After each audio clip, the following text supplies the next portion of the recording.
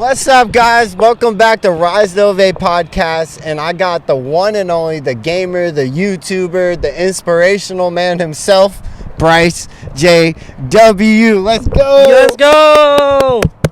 Hey, we're out here in Mount Pleasant, South yeah. Carolina. For guys that don't know where we're at, this is basically the edge of America. Folly Beach is the edge of America, but I kind of claim this as like, you got Isle Palms, you got all these different type Sullivan's Island. Yeah, different type of beaches that are on the edge of America. Yeah. So, you know, dude, what's up, bro? How you been? Bro? You been good? I've been trying to, I've been good. Like we'll talk about probably in the episode. I've been struggling, but also trying not to give up and trying to think about the positives and the bright and maintain. Because life is always there's always going to be ups and downs, and this is what I was kind of telling them before we started, is like, you have to know this is just life. Yeah, exactly. You know, imagine living a life where everything was good. Yeah, that would be boring. Yeah, it would. You know what I mean? Like, it'd be like everything handed to you. You want to learn anything, the grind would be, you know. So I'm proud of you for maintaining every single day and never giving up. Thanks, man. Most importantly, on your content, dude. Like, your content goes crazy. We're going to talk about that later, but I'm proud of you, man. But let's dig into the gist of who BRYCEJW is. Where are you from? I'm from Mount Pleasant, South Carolina. Wow, born and raised? Yes, sir. Wow, so you've been here your whole life? Basically, yeah. Okay. I lived here since I was born, and since and until 2019 when I moved to Maryland. For a time, I moved to Maryland with an online friend of mine for a time, and her name was Shells, and we hanged out and just she and it taught me a lot. And but then I moved back to Charleston, and I lived in Hanahan for a time, and then I lived back in Mount Pleasant. So wow, okay. What's something that you've loved the most about being, I wouldn't even say Mount Pleasant, but being born in Charleston? Yeah, it's so pretty. Yeah, it is really pretty, dude.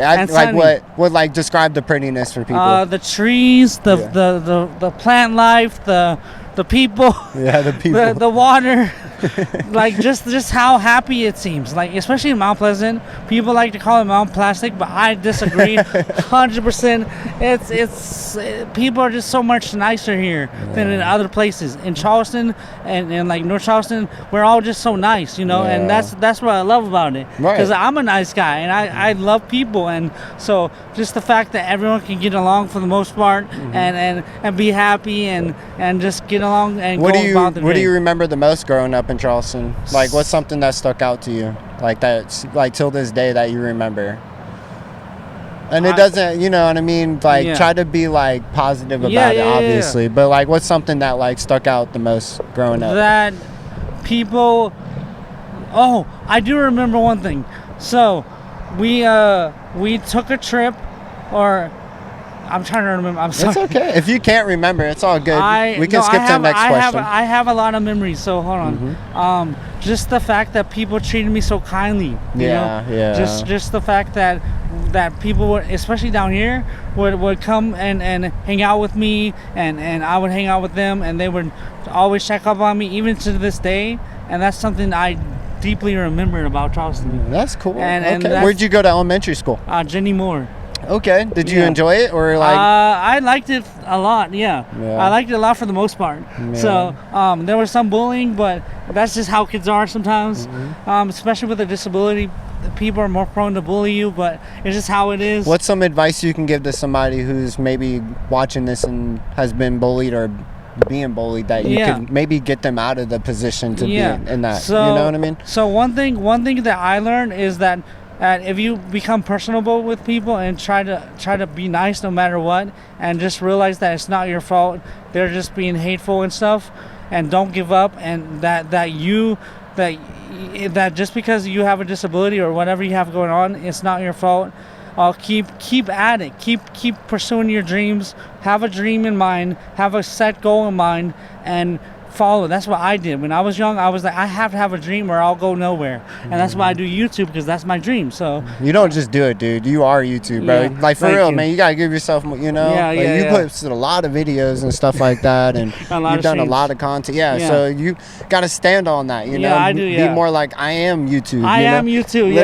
Not Mr. Beast. I am YouTube. But so like in middle school and stuff like that, where'd you go to middle school? I went to Lang and Cario. Okay. So with going to Lang and Cario, I went to Lang for 1 year, 6th grade, and then basically got held back.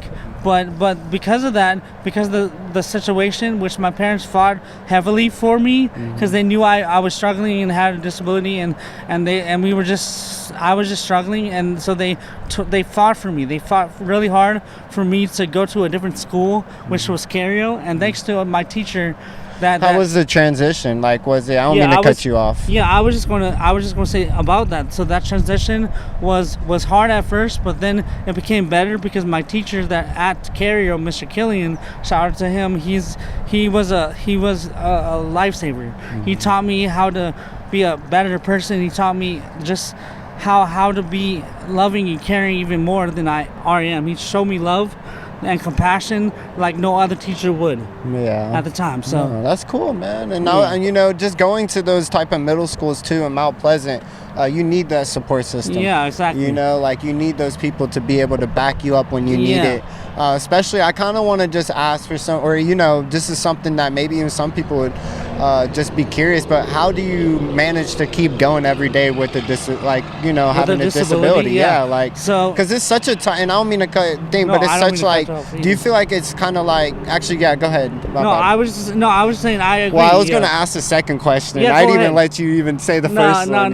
Go ahead. I'll answer them both at the same time. I'll repeat it again, but how do you manage to keep going every day with having a disability? So how I manage is just, I can always make it better. I've been through a lot, and I'll go through a lot mentally, but I can show the world, like make it my oyster, but also show the world how to never give up. That's something, especially recently, that I realized is that I have the opportunity, because a lot of people, I inspire a lot of people, and so I realize now, especially nowadays, that I have the opportunity to show people to never give up, so I can't give up because people count on me and stuff. So with the disability, with all the mental illnesses I got and all that stuff and the issues and all I've been through, I just keep going because I love life, even though it's brought me down, and I love people. I want to keep going for them. And you do, bro. Keep spreading that energy and that love, because that's what you need to be able to help somebody else, because when you do start helping other people, like inspirational wise, word wise, you start honestly like you make like a Naruto. Yeah, I love Naruto. With his seal thing, you make a Naruto positive seal on yourself, because now you're like a staple for people's positive energy. Yeah, so, exactly. Like for me, like there's days where I'm obviously not positive all the time, but there's like I still have that core of positivity in me. Same, so where I'll give you my last bit of drop of sunflower of positivity in me to make you smile. You know what I mean? And so I'm proud of you for being able to speak, and you keep going. I'm proud of you too. Thank you, bro. And I do want to kind of ask, I don't know if you're comfortable with like talking about this, but what is your disability, and what age did you kind of understand it the most? Okay, so my disability is chromosome 11, partially deleted. It is basically, people think it's Jacobson syndrome, but it is a certain strand of the DNA. It's a very rare disorder. It's on the autistic spectrum. So it goes with a lot of other stuff like depression, anxiety, bipolar, all that stuff. But what it does, how it affects me, is my mental, like learning disability, my speech sometimes, and that's why I had to go to a speech therapist and stuff. And then it also it affects me, like just my emotionality, like just like bipolar affects emotionality, it does as well. What age did you guys kind of like understand all this? Oh, you know what I mean? So I understood it. So we found out that I had it around like when I was 5, but I didn't really understand it till about middle school or high school. Wow. So like, when's high school? 13, 14? Yeah, it's like 15. Yeah, 15, like 15, 14. So high school was the true time that I realized, and I understood it more. And then when I was out of high school and graduated with a diploma, so congratulations. Thank you, man. Appreciate it. That's when I truly understood what I was doing with. Where'd you go to high school? Wando. Wando. Yes, Did you enjoy that? Or? I loved it. I love Wando too. Yeah, I went to, and I thought it was actually really fun, like environment. Yeah, it was. Yeah, so everyone knew me in Wando. That's when the bullying stopped and everyone loved me. Yeah. Because I made it an effort to be friends with everyone. And I actually in freshman year, I was in Miss Drayton's class. You might know her, you might not. Yeah, I do. Yeah. And I was like, we were talking about dreams and goals, and I blurted out, I'm going to know every single person in the entire high school. And everyone laughed and said, that's impossible. And guess what? By the end of the year, I knew everyone. Yeah. And apply that same energy to YouTube, bro. Yeah, exactly. And it's a wrap. You know what you have, but I'm just saying, like, I call that having the dog in you. Yeah. You know, I definitely got that woof in me. Do you feel like, you know, the older you got, I don't want to like ask like, you know, what in high school, like kind of what has stuck out to you the most, but like, did you like spend more time trying to be like curricular activities, or like what was going on in high school? All right, so I did do a lot of normal curricular studies and stuff, but I usually fell asleep. My main focus during high school was people. My main focus was the extracurricular activities. In a sense, I did like theater. I did like I went to sports games. The sports, you know how they held the sports games and the football and all that stuff. I went to all of them. Oh, pep rallies. Yeah, pep rallies. Yeah. But I'm also talking about the actual game. Like, like the Wando football and basketball. Wando football, Wando basketball, stuff like that. So I went to a couple of those, and then senior year I became the chop house leader because everyone knew me. And so the Logan Wyndham actually voted me or chose me as one of the co-leaders. Wow. With Doug Davis. I'm surprised you don't remember me. You probably don't. I looked a lot different. But you remember me? No, I remember you, but you know, I feel like if there was like a rewind time, and we could see it, and we're like walking together, you'd be like, dude, that was you, and you'd be like, yeah, dude, I remember you came up to me and stuff like, because if you were on your mission like that, I was in the hallways all the time. You know, I went from 9th to about like my the first semester of senior year for me. So I remember seeing you a lot, and Seacoast. Awesome. I was at Seacoast all the time. My church at that time was Mount Pleasant Pres. I went to Seacoast sometimes, but recently after I went to Seacoast, North Charleston, and Mount Pleasant sometimes, but during that time I went to Mount Pleasant Pres. Okay. So I'm gonna take a little breather. I'm gonna make sure that the camera's rolling because I've been having bad luck with this. Yeah, I understand. All right. Yeah, because yesterday my battery died on the camera during the interview last night. And we got to 37 minutes, but like you just have to be okay when stuff happens like that. No, just like on my end, I have to cope with it because we messed up. You see how like the top of the camera? Yeah. The fuzzy ball that I had on it broke last night. I saw that picture. Yeah. And the audio thing was not working because the main thing that broke snapped inside. So I had to get tweezers and pull it out before today. Did it just break out of nowhere? Yeah, like it fell behind me, bro. It's been such That's crazy. That's what I'm saying. I almost didn't come, but I figured I got it out because without this, then there would have been kind of no interview. You know what I mean? I'm sorry to hear that, and I'm glad you came out. But you see how yesterday you're going through your stuff. Yeah, I definitely You have to just keep going. Yeah, that's you know. There's nothing to it. Just gotta keep at it. Yeah. The way I view it is I cannot give up. Not just for everyone else. I can't give up on them, but I can't give up on myself. If I give up on myself, and this is what I've always viewed. This is what I always believed in. I gotta make it. I gotta not give up because if no one else is going to be with you, you gotta be with you. You gotta be, yeah. And that's how you should. The mindset that people think in this world, I feel like they really kind of like, they depend on other people too much. And I get you have to depend on people. You need that backbone. Yeah. But there's moments where like even, you probably been doing YouTube for a while. Yeah. You can't depend on people to edit your videos all the time. Exactly. You know what I mean? Because that's money, that's time, that's effort, that's relying on someone else. I try to always edit my videos. Sometimes I get other people to edit them, but I try my best to edit them. Even if it's not the best, I still do it because I always used to think when I was in school years, I'm a lone wolf. You know, not in the sense where I'm lonely or stuff, but in the sense where I'm like you said, the dog in you. Like I got to focus and focus on myself, focus on my dream, and only I can do that. You know. Yeah. Do you feel like you're this? And I'm just asking to like honestly help a lot of people. You'd be really surprised. Do you feel like your disability has affected you being a YouTuber? Yes, definitely, yes. In what ways? Well, one, the cyberbullying, you know, that's one way is that people, because of my disability, it also affects how I look and how I talk. So because of that, people will come in my chat or come to the channel and make fun of me, think I'm autistic, which I am, but you just have to block that out. No, that's what I was. You're doing what you love, right? Yeah, exactly. And so I was going to get there, but I was just saying, not trying to harp on that, but that even though people bully and harass me, I gotta keep going. I gotta try to be nice to them, but also block them out, kick them out. The negative people, they aren't here for anything other than to hate you or be rude to you and just ruin your day, but don't let them, you know? You can't. Yeah, you can't. And like just dealing with like people in general, dude, for real, like just block out the comments. I don't even look at comments like that anymore because you spend more time dwelling on the comments. Yeah, exactly. You know? So I just wanted to ask that real quick. Yeah, so but go ahead. So there was another point I want to make. So another way it affects me is, you know how I have a learning disability. Hey, it took me, because I've been doing this since 2011, so it affects me in ways of like learning stuff and figuring out how to do YouTube and the best ways to do YouTube.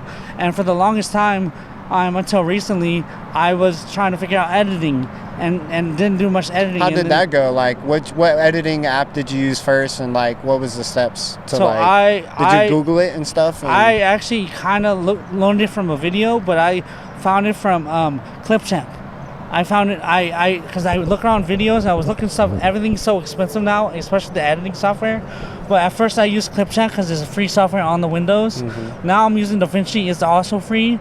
But it has a paid program, which I'm going to look into. You got to use CapCut, man. CapCut's pretty good. All right. I tell everybody that. CapCut's like my best friend. I stay with CapCut. Yeah, it's free. Is it pure free? Or? There's some stuff you use, and I'd pay for it because I just know what I can do with it. I could use any editing app. I like using Microsoft, Clipchamp, because I know how to do it, just like you know how to do CapCut. I've been doing it for a while now, so I like the features on it, but I also been trying DaVinci, and that's really good. Like it's kind of like Photoshop in a sense. And you're editing on your phone or PC? I have a gaming PC. Okay. And a production PC. Yeah. So it's like for those computer nerds out there, I have a i7 Ultra Series 2 265K PC.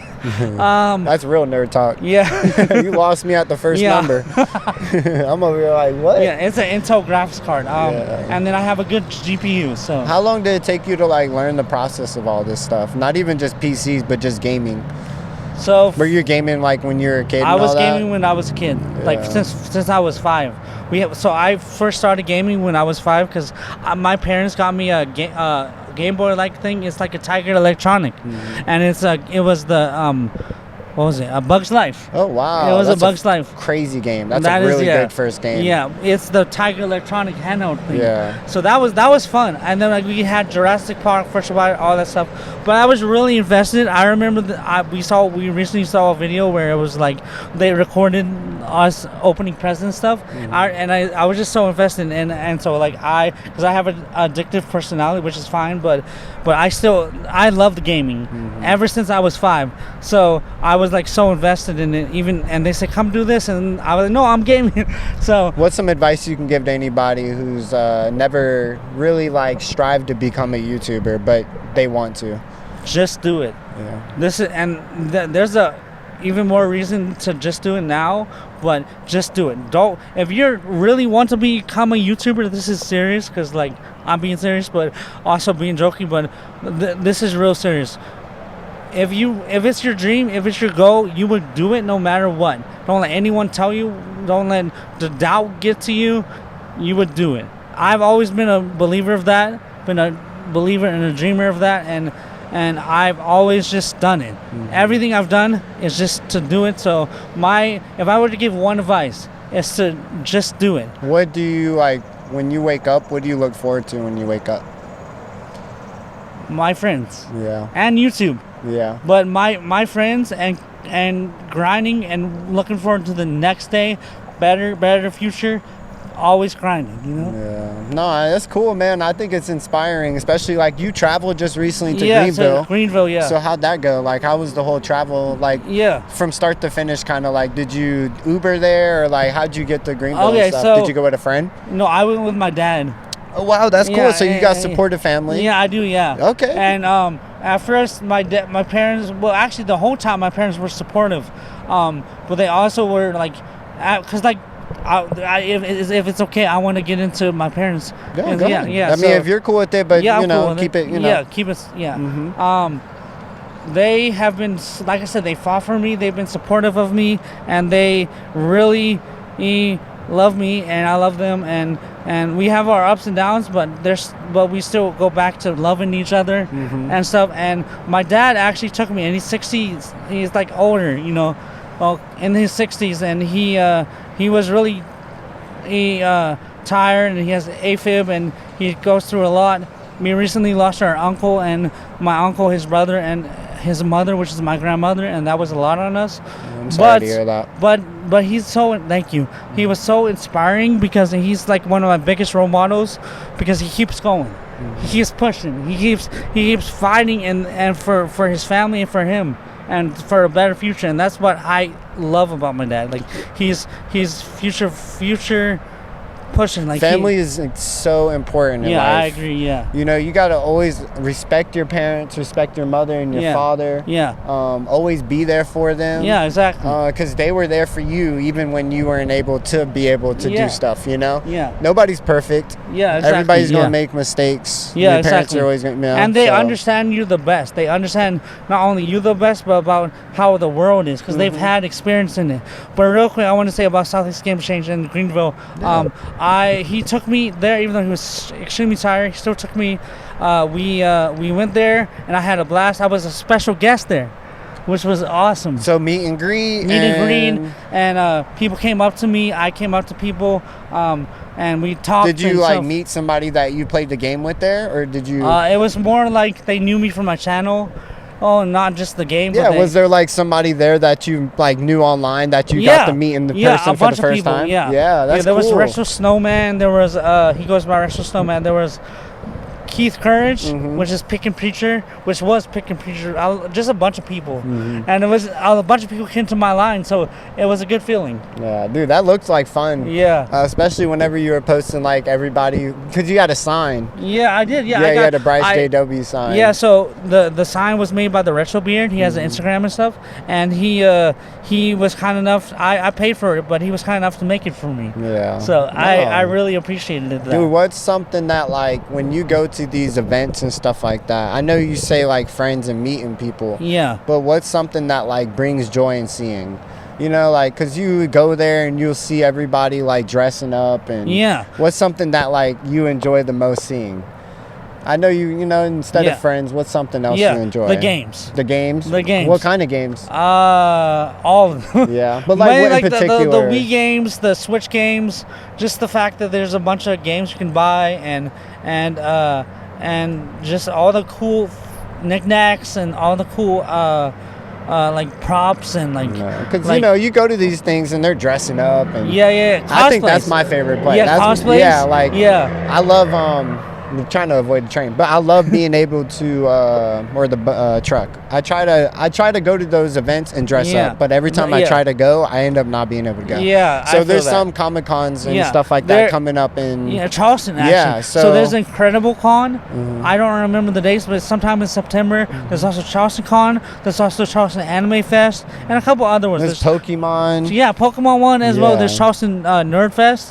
Which one are you looking forward to the most? Incredible Con. Last year I went and it was so much fun. What is it like for some people who don't know? Yeah, so it's basically anime, gaming, it's just all encompassing. Yeah. It's basically incredible. Yeah. But no pun intended, or maybe pun intended. No pun intended. But it's basically like anime and gaming and just entertainment. Convention or festival. What was the first one you've been to? Anime USA. Yeah. Where's that one at? Washington, D.C. What? Which my dad took me to when I was in high school. So did you fly or you drove? We drove because my grandparents used to live there. Wow. Yeah, they used to live in Alexandria, Virginia, so we took a 30-minute subway or car or something to there, and then we went, and it was in a hotel, and it was kind of big. It was my first ever big convention. I didn't go with anyone except my dad, so I didn't have anyone to go to, and I went to the event itself by myself, and I was so like, I don't know what I'm doing, so I just try different stuff, and I still was energetic, even back then, I just remember it being a lot of fun, but I was really lonely because I didn't have any of my friends with me. What's some advice you can give to anybody who is, maybe feeling lonely right now? Yeah. So I know it's like keep going and stuff, but what's something that like maybe you feel like these last few days? Yeah. What's something you've learned, or you could tell something to help somebody? One thing that helps me is reach out. If not even. I post to reach out to everyone because everyone loves me and it's hard to get to everyone at the same time. But if you don't feel like you don't feel like you could do that, reach out to at least one person, your family, your friend, 988, which is the suicide prevention hotline. If you're really feeling that way. But if you're just feeling really lonely at the same time, reach out to a friend. Right. How'd you get the name BRYCEJW? Because you think about signatures, names. You embezzle such a character with BRYCEJW that there's no way. Even if somebody were to kind of take it, there's no way of duplicating you. You know what I mean? Exactly, so how did BRYCEJW come about? So fun fact, my name used to be Anime BJW when I was doing content creation. When I first started, I wanted to do something with anime related, so I called it Anime BJW, which is BRYCEJW, with BRYCEJW'S, which is my name. But eventually, I realized that was people were telling me it's an innuendo. If you know, you know. If you know, you know. But with BJW. But anyways, I just wanted to do something with my name, and I saw people like Markiplier or Jacksepticeye. They have their names for the most part. Like Jacksepticeye, I think his real name's Sean, but you get what I'm saying, like PewDiePie, and I want to be a household name. Yeah. And Anime BJW wasn't really fitting it for me to be a household name. I'm like, this is not showing who I am. It's not. I want, when people know me and talk about me, I want them to know Bryce, because in high school they know Bryce, but on YouTube, who's Bryce? So that's where the BRYCEJW. So you think because not trying to be weird, when growing up with social media and stuff around like that? Not really. My parents won't let me have a smartphone or even a cell phone till high school. Yeah. So how do you feel like that's been like do you think that's affected like the way life is now, or like the world in general? When you say that, what like? So explain. Before. You had a cell phone. Do you feel like you were able to be more active and do more? Oh, or yeah, do you definitely. feel like now that phones around, it's like kind of like a distraction? I think while phones can be good, like calling and reaching out to people, I think it's also good to do more stuff outside and with friends but also just try doing more stuff.